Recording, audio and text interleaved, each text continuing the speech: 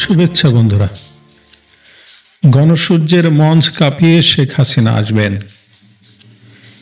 ইউনূসের PhD degree থাকতে পারে, কিন্তু তিনি শেখ হাসিনার মতো দেশপ্রেমিক নন। ইউনূস প্রতি বছর শুধু গ্রামীণ ফোনের মাধ্যমে দেশের $15 বিলিয়ন অর্থ পাচার করেন। শেখ হাসিনা প্রধানমন্ত্রী থাকাকালীনও রাষ্ট্রের আইনের প্রতি শ্রদ্ধাশীল হয়ে নিয়মিত আয়কর দিয়ে গেছেন। ইউনূস একজন বিলিয়নিয়ার হয়েও নিয়মিত রাষ্ট্রের আয়কর ফাঁকি দিয়েছেন। নিজের 666 কোটি টাকা মওকুফের পাশাপাশি তিনি তার গ্রামীণ ব্যাংকের আগামী 5 বছরের জন্য আয়কর মওকুফ করে দিয়েছেন। রাষ্ট্রের সর্বোচ্চ ক্ষমতাধর হয়ে ইউনূস বারবার আইন ভঙ্গ করেছেন। তথাকথিত সলিমুল্লাহদের পেছনের সারিতে রেখে সবসময় মুই কি হনুরে ভাব দেখিয়ে গেছেন। অপরদিকে শেখ হাসিনা প্রধানমন্ত্রী হয়েও শিক্ষক প্রফেসর আনিসুজ্জামানের জন্য নিজের লাল গালিচা ছেড়ে দিয়েছিলেন। 1974 সালের দুর্ভিক্ষ ও আমেরিকার ফুড পলিটিক্স ষড়যন্ত্রের অংশ হয়ে ইউনূস বাংলাদেশে জোবরা প্রকল্প খুলেছিলেন, কিন্তু বাংলাদেশের 5 বারের প্রধানমন্ত্রী হয়েও শেখ হাসিনা নিজে ও তার বাবার নামে কোনো ব্যাংক খোলেননি। শেখ হাসিনার বিরুদ্ধে আমাদের অনেক রাগ, ক্ষোভ ও অভিমান থাকতে পারে, কিন্তু এই দেশটাকে যিনি মায়ের মমতায় বুকে আগলে রেখে সবসময় স্বপ্ন দেখেছেন, তিনি শেখ হাসিনা। 19 বার হত্যা চেষ্টা করেও তাকে আদর্শ ও দেশপ্রেম থেকে বিচ্যুত করতে পারেনি ষড়যন্ত্রকারীরা। গ্রেনেডের বিস্ফোরণেও শেখ হাসিনা রাজনীতিতে আয়ারল্যান্ডের জাতীয় নায়ক ইসক্যাথেসের মতো মৃত্যুঞ্জয়ী সাহসের প্রতীক হয়ে দাঁড়িয়ে আছেন। ইউনূসের সামনে একটা ককটেল বিস্ফোরণ হলেও তিনি সাথে সাথে আমেরিকা পালিয়ে যাবেন। মৃত্যু সুনিশ্চিত জেনেও শেখ হাসিনা 2024 সালের 5 আগস্ট বিকেল 3টা পর্যন্ত বাংলাদেশের মাটিতে দাঁড়িয়েছিলেন। মৃত্যুর শেষ নিঃশ্বাস পর্যন্ত তিনি ষড়যন্ত্রকারীদের কাছে মাথা নত করে পদত্যাগ করেননি। ইউনূস যে শান্তির নোবেল 2026 সালে পেয়েছেন, একই শান্তির নোবেল 1997 সালে পাওয়ার কথা থাকলেও মহাত্মা গান্ধীর মতো আমেরিকানদের রোষের শিকার হয়ে শেখ হাসিনা বঞ্চিত হয়েছেন। 2017 সালে 13 লক্ষ রোহিঙ্গা আশ্রয় দেওয়ার পর তিনি মাদার অফ হিউম্যানিটি খেতাব পেলেও ইউনূস ও অং সান সুচির মতো আমেরিকার পাপেট না হয় নোবেল পুরস্কার পাননি। শেখ হাসিনা তার ব্যক্তিগত জীবনে আমেরিকার গোলামি না করেও 37টি আন্তর্জাতিক পুরস্কার অর্জন করেছেন। পৃথিবীর 9টি দেশের নামকরা সব বিশ্ববিদ্যালয় থেকে ডক্টরেট ডিগ্রি পেয়েছেন। তবু শেখ হাসিনা যেন ছিলেন এক সহজ সরল মানুষ। বঙ্গবন্ধুর হাসুর মতো জনম দুঃখী এক কন্যা। জাতিসংঘের সম্মানজনক সাউথ পুরস্কার পাওয়া শেখ হাসিনা ছিলেন বিষ খেয়ে বিষ হজম করা নীলকণ্ঠী। তার জন্য জীবন দেওয়ার মানুষের যেমন এদেশে অভাব নেই, ঠিক তেমনি তার শত্রুরও অভাব ছিল না।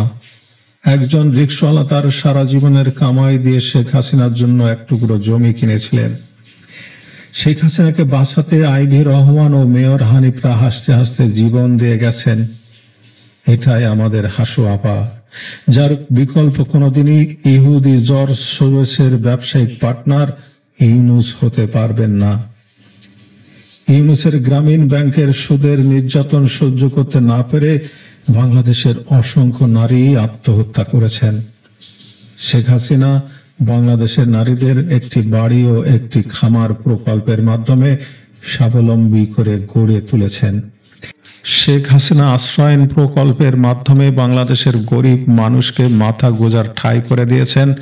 অপরদিকে ইউনূসের গ্রামীণ ব্যাংক মানুষের বাড়ির টিন থেকে শুরু করে গোয়ালের গরু পর্যন্ত নিয়ে গেছে। ইউনূসের এইসব অপকর্মের প্রতিবাদ করায় একদল শকুনের কাছে শেখ হাসিনা খুনি ও ফ্যাসিস্ট হাসিনা হয়ে গেছেন। শেখ হাসিনার রাজনৈতিক প্রজ্ঞা, অভিজ্ঞতা ও দূরদর্শিতার ধারে কাছেও নেই ইউনূস। এজন্য গদি দখলের 11 মাস হয়ে গেলেও ইউনূসকে এখনো সেনাবাহিনী দিয়ে চলতে হচ্ছে।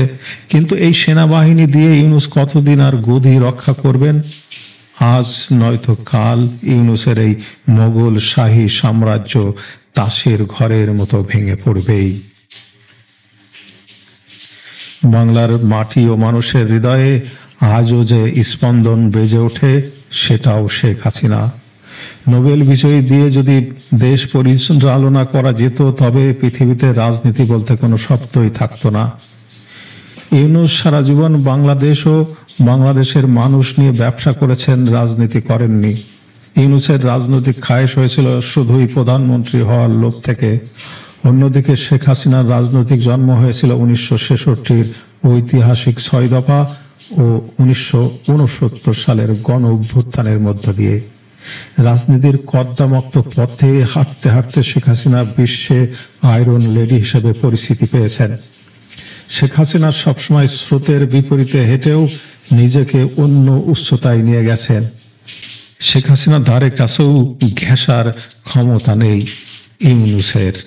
ইউনূস ব্র্যাকের ফজলে হাসান স্যারের নোবেল চুরি করে অর্ধেক নোবেল ও বাকি অর্ধেক কদবেল উপাধি পেয়েছেন। সেই নোবেল নিয়ে বাংলার মানুষের নাচানাচি অনেকটা শাক দিয়ে মাছ ঢাকার মতো। অতীতের মতো এই ষড়যন্ত্রের বিরুদ্ধেও শেখ হাসিনা জয়ী হবেন। যে মেটিকুলাস ডিজাইনের মাধ্যমে বাংলাদেশের মাটিতে ডেভিল ইউনূসের সৃষ্টি হয়েছে, সেই মেটিকুলাস ডিজাইনের বিপরীতে শেখ হাসিনা আজ নয়তো কাল দ্য গ্র্যান্ড ডিজাইন তৈরি করবেন। শেখ হাসিনা জনতার মঞ্চ করে বিএনপি ও জামাতের পতন ঘটিয়েছেন। শেখ হাসিনা 2007 সালে হাওয়া ভবনের রাজত্ব মাটির সাথে মিশিয়ে দিয়েছিলেন। দেশের নতুন রাজনৈতিক হাওয়া ভবন, গ্রামীণ ব্যাংকের দুর্বলতা শেখ হাসিনার অজানা নয়। ইউনূসের জন্ম থেকে শুরু করে তার সমস্ত কুকর্মের ফিরিস্তি বঙ্গবন্ধু কন্যা জানেন। বাংলাদেশের তৃণমূলের কৃষক ও শ্রমিক যখন জুলাই নেভার গিভ আপ বলে নিজেরা সংগঠিত ঐক্যবদ্ধ হয়ে বঙ্গবন্ধু কন্যার দেশে আসার পথ তৈরি করবে, সেদিন বাংলাদেশের ভেতরে যে সুনামি তৈরি হবে, তার নেতৃত্বও শেখ হাসিনা দিবেন। ভিসুভিয়াসের অগ্নিগিরির মতো শেখ হাসিনা জ্বলছেন। বাংলাদেশের ইতিহাসে সবচেয়ে জনমুখী মানুষটির নাম হচ্ছে শেখ হাসিনা। আজ থেকে 54 বছর আগে বাংলাদেশের 1 কোটি শরণার্থীকে আশ্রয় দিয়ে ভারত যেভাবে অর্ধেক বিশ্বের শত্রুতে পরিণত হয়েও বিজয়ের লাল সূর্য ছিনিয়ে এনেছে, ঠিক তেমনি 16ই ডিসেম্বর বিকেল 4:31 রেসকোর্সের ময়দানে যে আত্মসমর্পণের দলিল তৈরি হয়েছিল, তার অসমাপ্ত কাজ সমাপ্ত করতে এখনো বঙ্গবন্ধুর কন্যা শেখ হাসিনা বেঁচে আছেন। বিজয়ের আরেকটি 16ই ডিসেম্বর তৈরি করতে তিনি মৃত্যু ভয় তুচ্ছ করে জেগে আছেন। শুধু বাংলাদেশের মানুষের জেগে ওঠার অপেক্ষা। একটা দিয়াশলাই কাঠিতে লিখে দাও জয় বাংলা, দেয়ালে দেয়ালে লিখতে থাকো নেভার গিভ আপ জুলাই। বিনা যুদ্ধে স্বাধীনতা বিরোধীদের বাংলার 1 ইঞ্চি মাটিও দেব না। জেগে ওঠো 56,000 বর্গ মাইলে জয় বাংলার বারুদ হয়ে। গণসূর্যের মঞ্চ কাঁপিয়ে শেখ হাসিনা আসবেন। প্রস্তুত হও Bangladesh, never ever give up July. জুলাইতে পরাজয় নয়, জুলাইতেই বিজয়ী হবে আবার মুক্তিযুদ্ধের বাংলাদেশ। ধন্যবাদ বন্ধুরা।